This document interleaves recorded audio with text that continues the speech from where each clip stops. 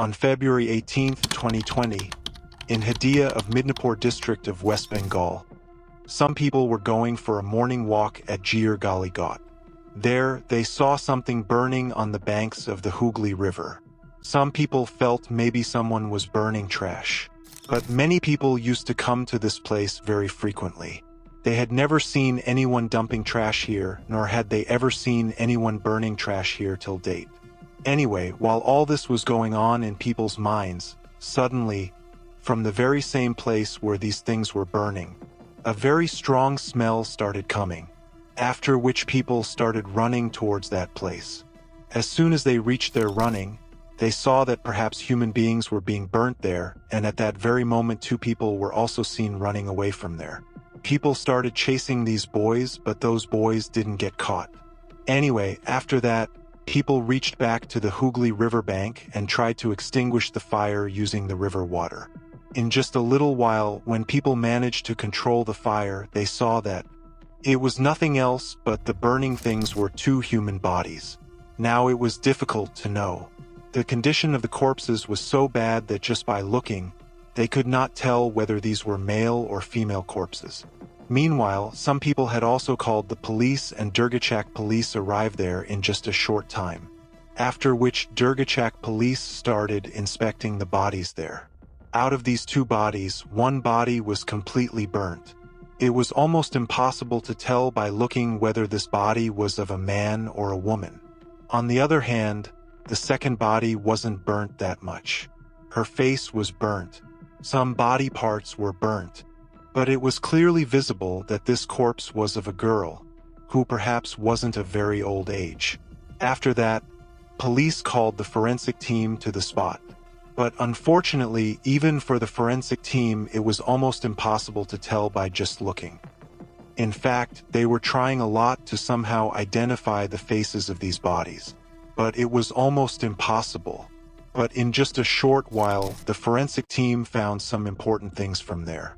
Like, from the body of the girl that was not completely burnt, they saw some hair that were dyed. Basically, it was clearly visible that this girl was a young girl who had dyed her hair in golden and green colors. Apart from this, they also found an earring near the girl on which SJP was written. But right now the mystery was almost impossible to solve. What does this SJP mean? Whose bodies could these be? And how would police be able to identify them? Durgachak police couldn't understand, because solving the case was far off. First, they had to find out whose corpses these were, which was the biggest task for them. Anyway, after all this, Durgachak police started investigating the surrounding area. First, they saw that just a little distance from the bodies, a pit had been dug. The motive was clear. Maybe an attempt was made to bury the corpses there, but somehow the culprits couldn't complete the task, because of which they probably had to burn the bodies here. Besides this, there was a bottle lying near the corpses, from which the smell of petrol was coming, meaning things were clearly visible. Probably petrol was used to burn these bodies. Also, the place where these corpses were burnt used to be a crowded area, meaning it was clearly understood that these corpses that were burnt were probably killed beforehand. But they weren't killed at this place. They were brought here from somewhere else, either to be burnt or buried. Now, since the police had completely investigated the crime scene, they sent both corpses for autopsy. And after this, the only work left for the police was to wait for the autopsy report. Because apart from that, they had neither any information about these corpses nor anything from which any information about these 2 could be extracted. And until the police were waiting for the autopsy report, they filed a case against some people for murder and tampering with evidence. Anyway, this entire incident had taken place on February 18th. Within just a few hours, the autopsy report reached the police, from where it became clear that the 2 corpses were of a woman and a girl. The woman was around 40 years old, and the girl was between 20 to 22 years of age. But one more revelation came from this autopsy report which perhaps no one had even thought of. Actually, the police found out, according to the autopsy report, that before burning, both of them were fed sedatives. Meaning from here you will understand the cruelty of this case. These two bodies weren't completely killed before being burnt. Rather, they were just made unconscious using sedatives and then burned alive. This was a very cruel case. In such cases, police say that these murders happen due to personal enmity, due to some kind of jealousy, or due to very big conflicts, in which the people who commit the murders often try to satisfy themselves by torturing the person very badly first. Perhaps something similar was done in this case too. But after all, who could have enmity with these two women, especially when their age gap was very big? Now from here, the police contacted surrounding police stations.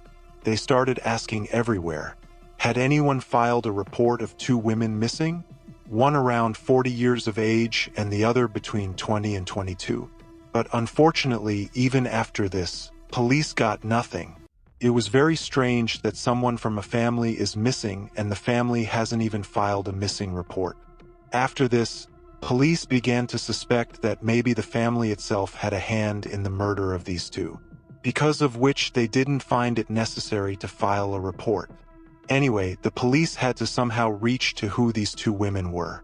After that, police took the help of social media. Police posted pictures of the girl's dyed hair on social media.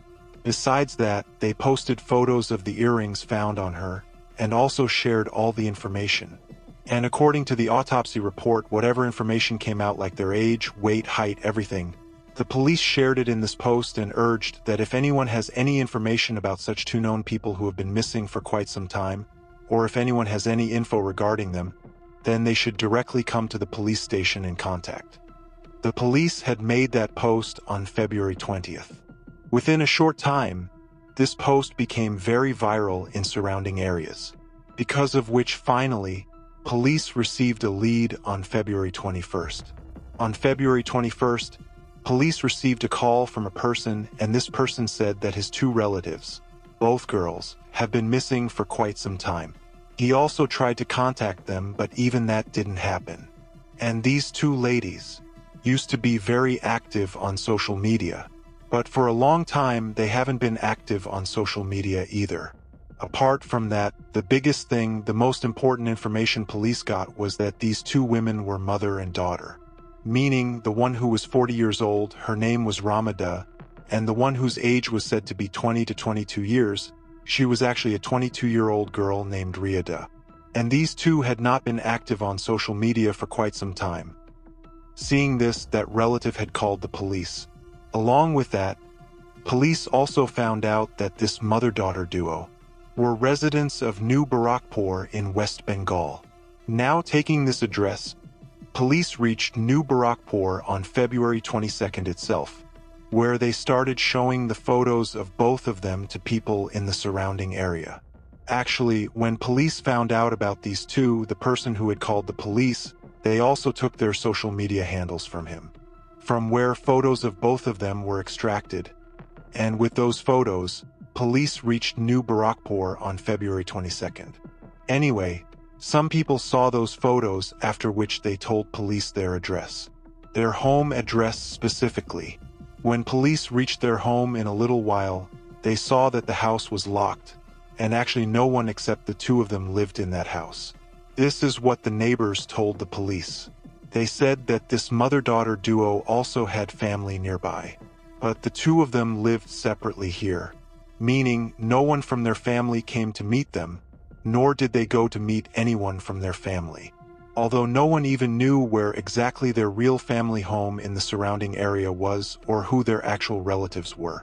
Anyway, fortunately, police had started getting some leads, and many things were suggesting that probably the two corpses found by the police were of this very mother and daughter.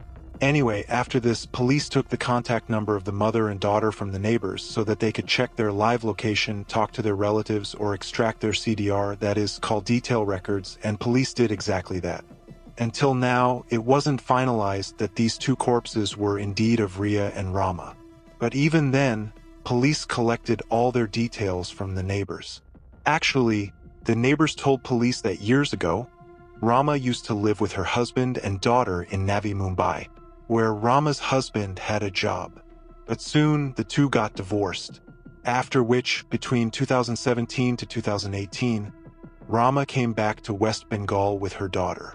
But after coming to West Bengal, the two didn't live with Rama's parental family. Instead, they took a separate apartment which was in Hadea. But due to all this confusion, Riya's qualifications and education couldn't be properly completed, and she even failed in 12th grade. Because of which they came back here and decided that she would complete her schooling again from a high school in New Barakpur. But Riya used to feel that traveling to New Barakpur was too much, because of which she took a separate apartment in New Barakpur itself to live in. On the other hand, Rama started living in Hadea only. Now both mother and daughter were living separately. But sometimes Riya used to go to her mother's room, sometimes Rama went to her daughter's room. They used to spend quite a few nights together in each other's apartments. This is how their life was going on. Otherwise, they had no contact with any family member or any relative. Anyway, by the evening of February 22nd itself, police had received both of their CDRs. Where police first checked Rama's CDR, they saw that there was one contact with whom Rama used to talk for hours. Sometimes there used to be a gap of a few days, but then the conversations would continue again. This person whom Rama used to talk to so frequently, his name was Saddam Hussein. Saddam Hussein was 26 years old. But on the other hand, police began checking Riya's call records too. But in all of this, police saw something very strange. This same Saddam Hussein, who used to talk to Rama for hours, used to talk for hours on the phone with Riya too. All of this was very strange for the police. How one person talks for so long with both the mother and the daughter. From here, police started suspecting Saddam a little. Anyway, after this, police extracted Saddam's CDRs and also checked his live location of the night of this incident, meaning the night of February 17th, to find out where exactly his live location was that night. And police were not at all shocked to see this because they were already expecting it. On the night of February 17th, Riya, Rama, and Saddam Hussein, all three were together. From here, the police's suspicion on Saddam became even deeper. Saddam was actually a resident of New Durgachak colony, and he was also a labor contractor, meaning he was a kind of construction contractor. Now, after collecting all of this evidence, police understood that they had to arrest Saddam and that they would get further information from him only. Thinking this, on February 23rd, police reached Saddam's house. But they saw that Saddam was not at home. Instead, he had been admitted to a hospital. Police then went straight to the hospital. But when they saw him there, Saddam didn't appear to be very seriously injured. When they spoke to the doctor said that he had only received minor scratches. Meaning, Saddam had probably realized that the police were about to catch him very soon.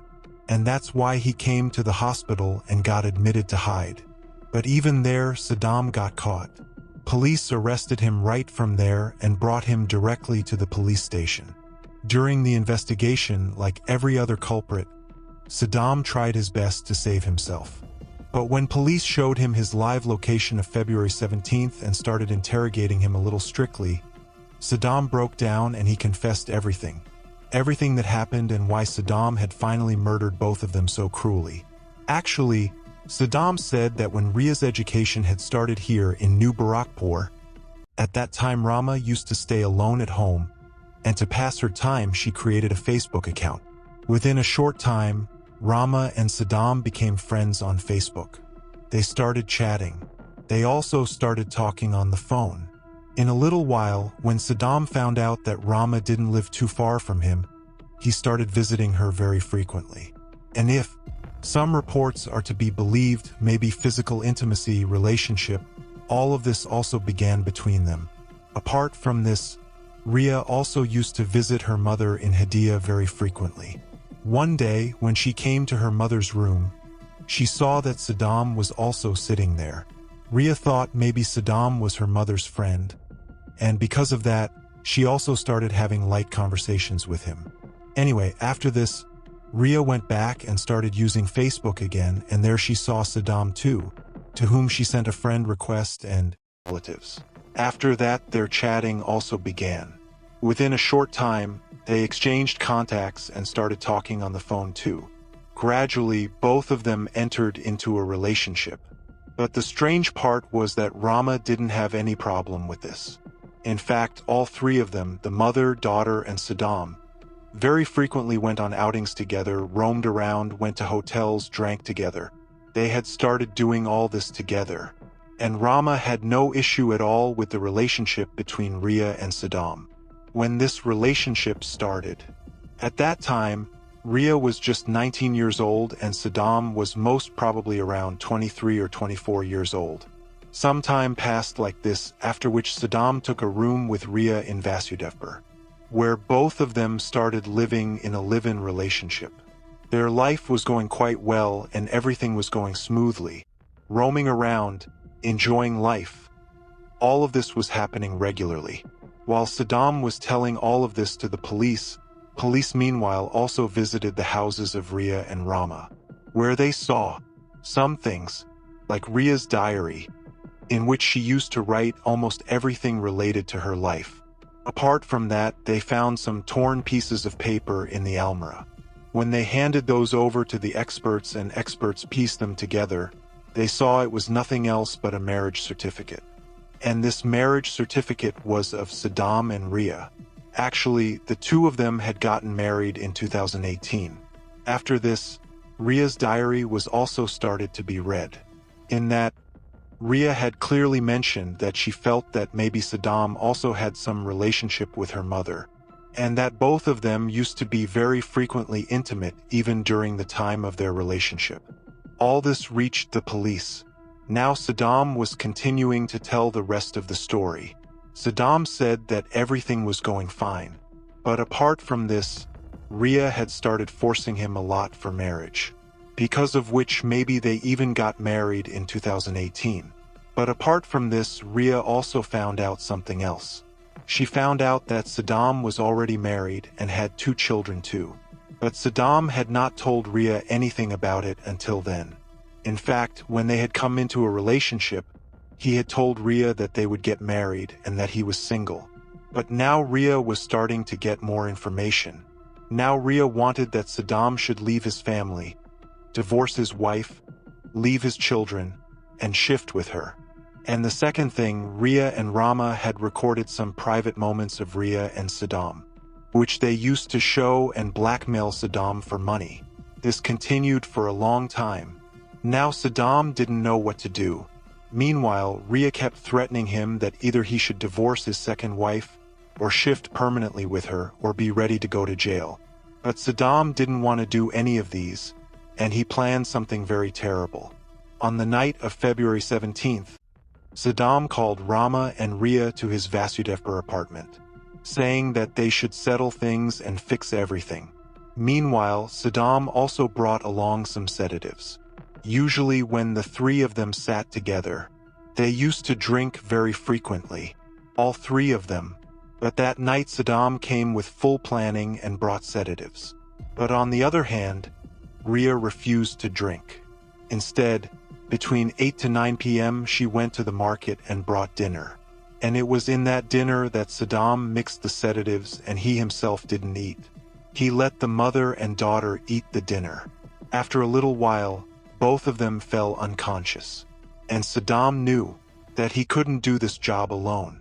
For that, he called one of his friends, Manzur Alam, who was around 25 years old. From here, both of them started making some plans.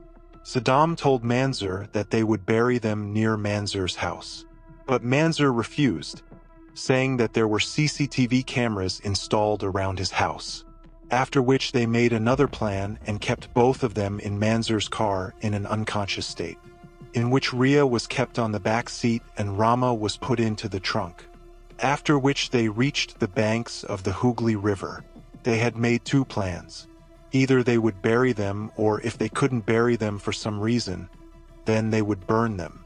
for which they also brought a petrol-filled bottle along. In the darkness of night, when no one was present near the Hooghly River, both of them took the bodies out of the car and started digging. But slowly, morning started approaching. And meanwhile, the bodies of the unconscious mother and daughter started moving slightly. They felt that maybe they would get caught. And in a panic, they threw all the petrol they had brought on Rama's body only, because of which Rama's body got completely burnt. But they had nothing left to burn Riya. Anyway, they had dug a pit, but it wasn't deep enough to bury both of them. So they quickly took out some fuel from their car and lightly poured it on Riya and set her on fire and ran away. But before Riya could be completely burnt, people had already arrived there and they put out the fire. Some people even chased both of them, but by then they had fled in their car. Saddam said that maybe he was planning to shift with Riya, but he had found out that Riya was also having an affair with someone else apart from him, because of which he wanted to get rid of both of them. But both of them were blackmailing him very badly, because of which he had to take this dreadful step. Anyway, as soon as Manzur Alam's name came up, he was also arrested on February 23rd, after which, on February 27th, police arrested another person named Sukhdev Das for fabricating evidence. Anyway, some more time passed and police found out that one more person was involved in this case, named Aminur Hussain, and he too was trying to fabricate evidence. After this, all four of them were arrested. But the price that Riya and Rama paid for this, maybe somehow they had also contributed a little to their own deaths. Although no one in this world deserves such a horrific death. But maybe somehow, somewhere, they too had a slight role in it. Telling you incidents like this never means to hurt anyone's emotions. I just want you to stay aware of people who can do something like this to you, the kind that we see in these incidents. I really hope you all stay well. Take care of yourself. See you next time in the next video. Bye-bye.